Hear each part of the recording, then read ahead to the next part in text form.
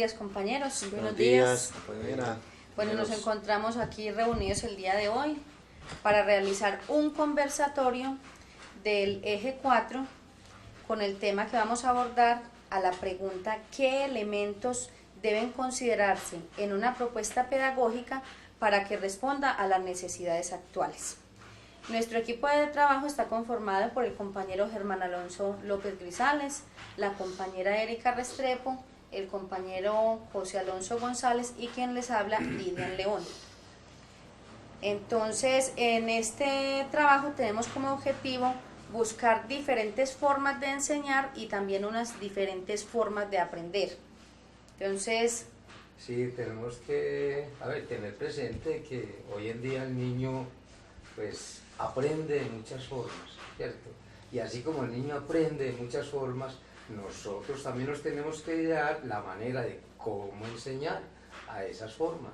Por eso debemos de buscar muchas estrategias para saber llegar al alumno, y que nosotros como docentes debemos de saber cómo saberlos evaluar, pero tampoco como llegar a decir que yo voy a ver una dificultad en el niño, pero tampoco lo puedo corchar con algo pues que yo vea que yo no le puedo enseñar esas dificultades. Claro, hay que conocer primero al estudiante para poder conocer.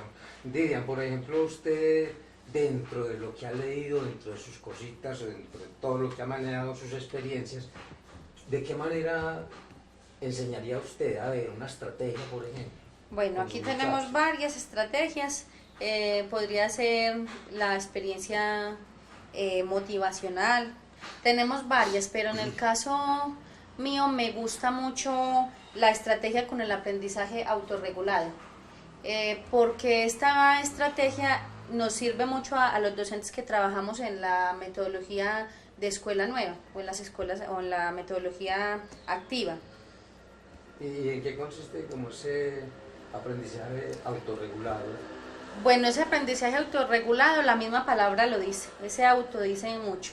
Entonces ese aprendizaje autorregulado quiere decir como que el estudiante construye sus conocimientos con el aspecto colaborativo de sus demás compañeritos. Por eso es una estrategia que es muy importante en la escuela nueva, porque nosotros allí abordamos el liderazgo en los estudiantes, ahí se forjan como ciertos valores.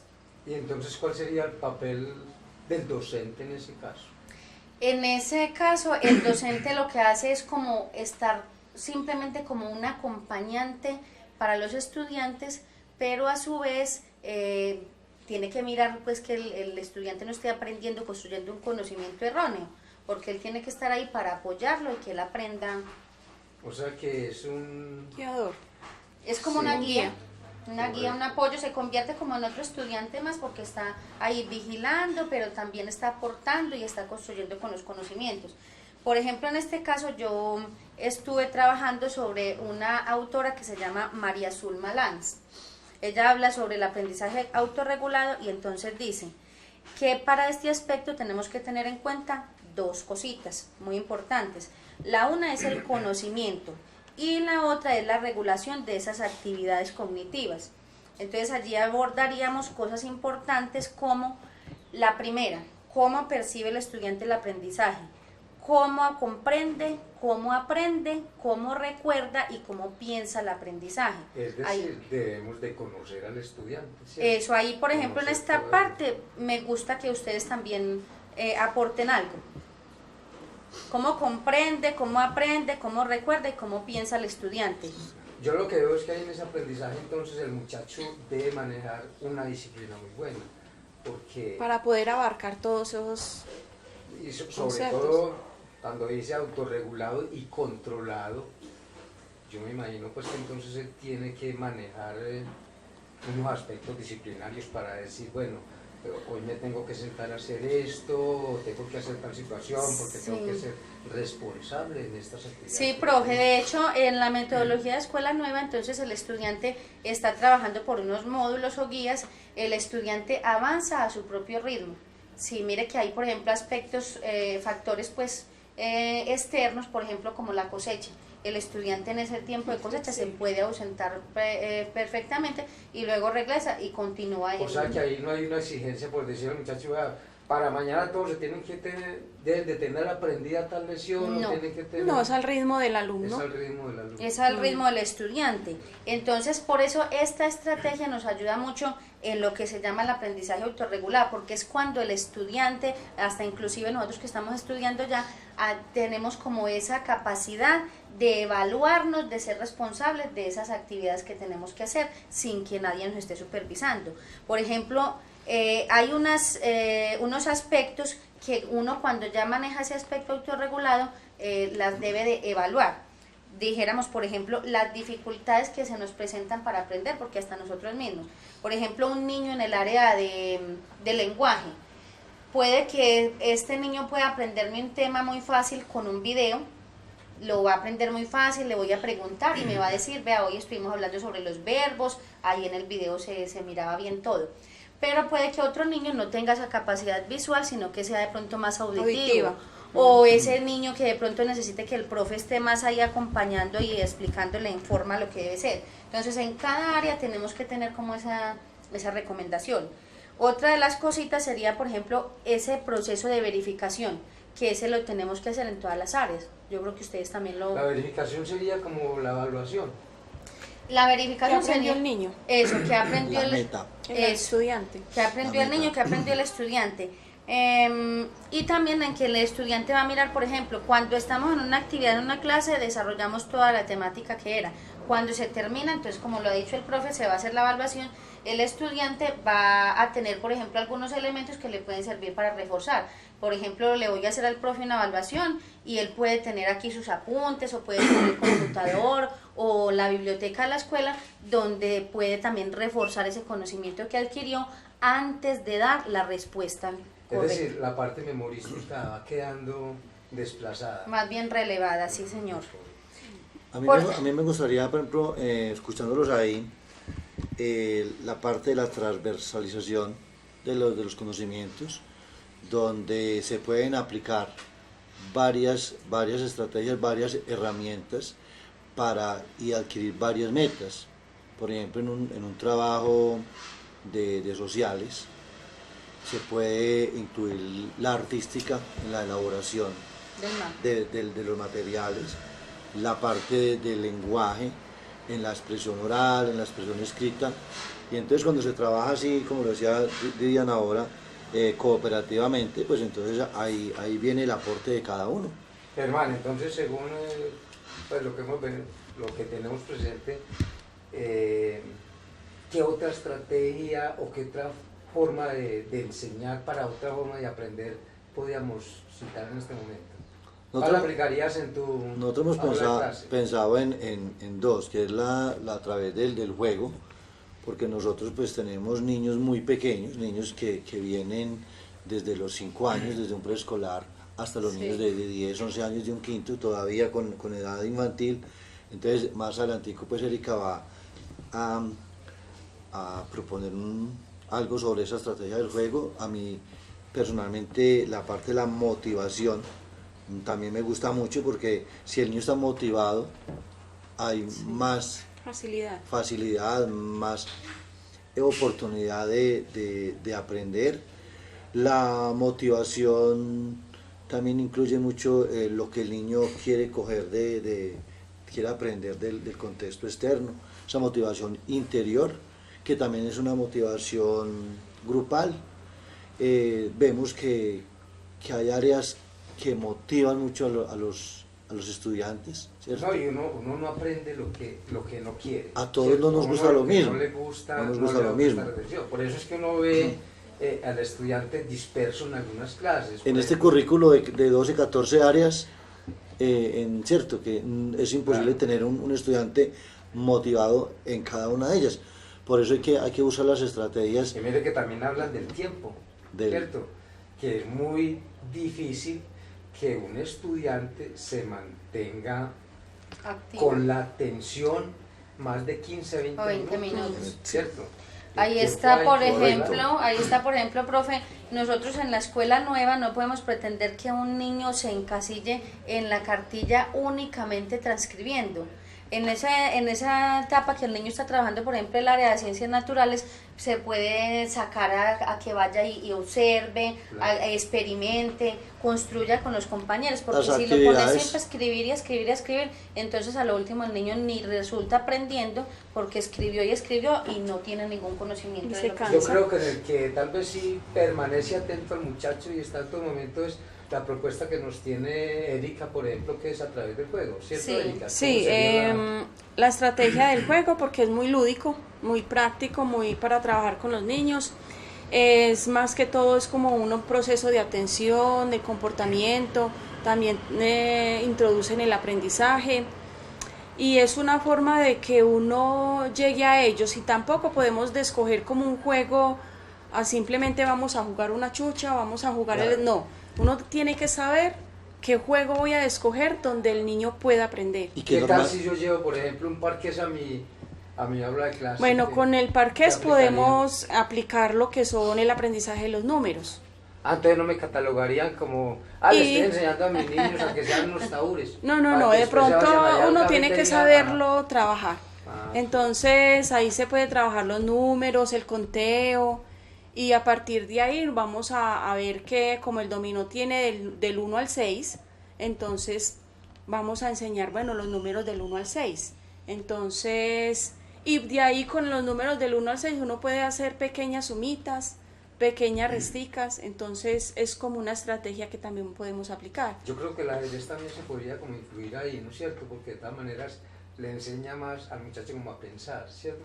Sí. Y a entretenerse, a estar como más... Hay muchos juegos, por ejemplo, lo que es el bingo, lo que es el rompecabezas para los niños más pequeños, y con ellos también se puede trabajar, por ejemplo, las formas, los colores, los tamaños. Sí, los juegos de mesa, viene a saber lo que son fichas.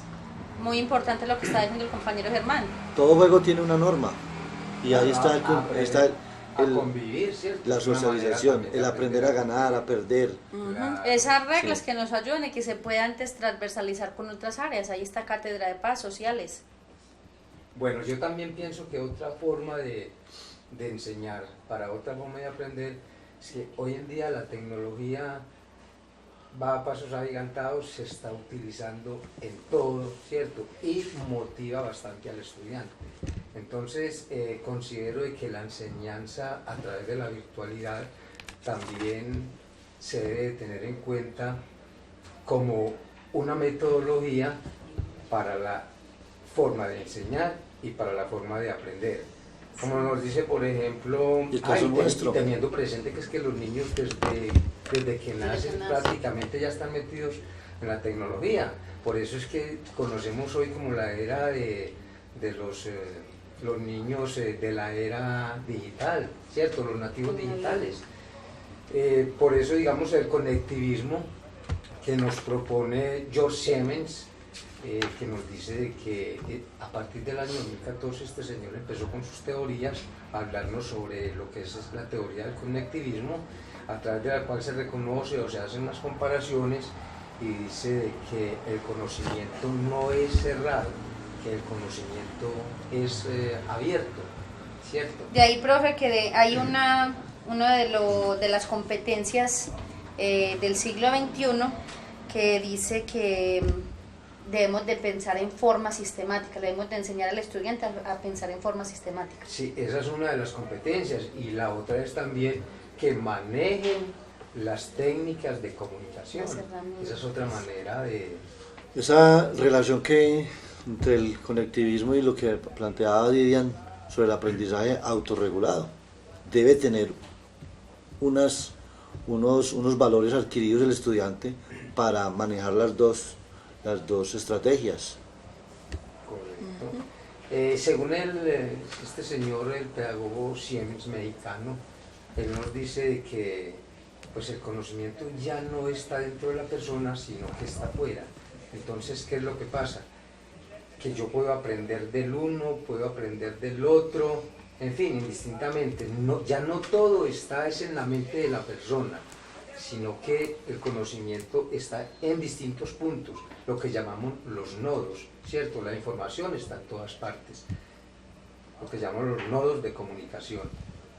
Si tenemos en cuenta todas las estrategias que acabamos de nombrar nosotros aquí, las estamos aplicando en el estudio que estamos haciendo nosotros. Claro. Porque mire, está por ejemplo lo motivacional, que es la información que los profes nos suben a la plataforma. La plataforma está lo del conectivismo. La parte del conocimiento autorregulado, que es la responsabilidad de nosotros, que somos aprendices autónomos, porque nadie nos está vigilando ni nada, sino que nosotros tenemos esa responsabilidad para poder lograr la meta que tenemos, que es graduarnos como especialistas en pedagogía y docencia.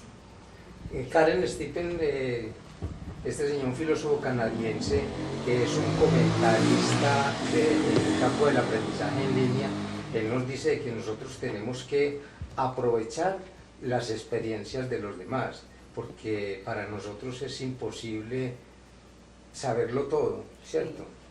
Entonces tenemos que manejar la experiencia del uno, la experiencia del otro, la experiencia del otro. Es decir, nos aprovechamos, como les decía ahorita, del conocimiento de los demás para yo guardar mi conocimiento. Es decir, ahí en su cabeza tengo el disco duro, yo hago uso de él en el momento en el que yo recurra y le pregunte algo, cierto, que yo tengo una duda, pero yo sé que esa es la persona que conoce las cosas. Como dicen, yo no hago empanadas, pero sé quién las hace y que las hace bien hechas, ¿cierto? Sí. Eso es aprovecharse uno de la experiencia de los demás. Bueno, también una última cosita sobre los juegos, que Vygotsky también se trata del juego en símbolos. Podemos colocar un ejemplo: el niño se va a montar en una escoba y para el niño el símbolo es un caballo. O sea, para el niño es el caballito ese sí, entonces también podemos de que para ellos los juegos pueden ser también símbolos. De ahí que nosotros como docentes, por ejemplo, cuando un estudiante está en grado primero, el solecito siempre lo tenemos con el color amarillo, pero ya eso se ha visto que no podemos estar corrigiéndole al niño que lo pintó de rojo, que lo pintó de morado. Es que el sol no es así, porque lo que decimos, el niño también viene con unas experiencias de afuera, no sabemos qué aspectos tiene en su contexto familiar. Por ejemplo, si él pintó el sol negro hoy, uno no puede saber si de pronto es que el niño viene triste, afligido, tuvo alguna situación como diferente. Tampoco sabemos cómo percibe cada uno los colores. Los colores, sí. Para mí una cosa es azul, ese azul, ¿qué significa para usted? Sí. ¿Cómo es ese azul? ¿Cierto que sí? Sí, es verdad. Bueno, entonces yo creo que podemos ir concluyendo, digamos, sobre algunas formas de enseñar y algunas formas de aprender. Didia, por ejemplo, nos dice entonces cuál sería, en conclusión, una forma de enseñar y una forma de aprender. Bueno, entonces la forma de enseñar sería el aprendizaje autorregulado. El aprendizaje autorregulado. Entonces, por ejemplo, aquí habría una conclusión que yo podría dar, y es que la estrategia que nosotros como docentes empleemos para que el niño aprenda, para que llegar a él, debe ser tan efectiva para que él pueda lograr sus metas, tanto desde que entra a preescolar hasta que llegue a ser un profesional. Erika. Bueno, para mí el juego, porque también es aprender y enseñar con el juego. Y Germán. Si nosotros como docentes le ponemos la motivación a la clase, en la utilización de los recursos, en proporcionar de pronto que durante el ejercicio de la actividad el estudiante vaya construyendo de una manera satisfactoria, sin pensar que la meta es el último. Yo pienso que los estudiantes van a estar más interesados, más motivados. Pero en sí, ¿cuál sería la estrategia? La motivacional. La motivacional. Listo. Bueno, y yo propondría, pues, mirando las alternativas de hoy, diría que el modelo conectivista sería como una manera de enseñar para una manera de aprender, mirando todo lo que se tiene hoy en cuanto a tecnología. Bueno, compañeros. Muy bien. Mucho que decir, mucho que proponer. Lamentablemente el El tiempo, tiempo es corto. para abordar un tema como este. Muchas gracias, compañeros.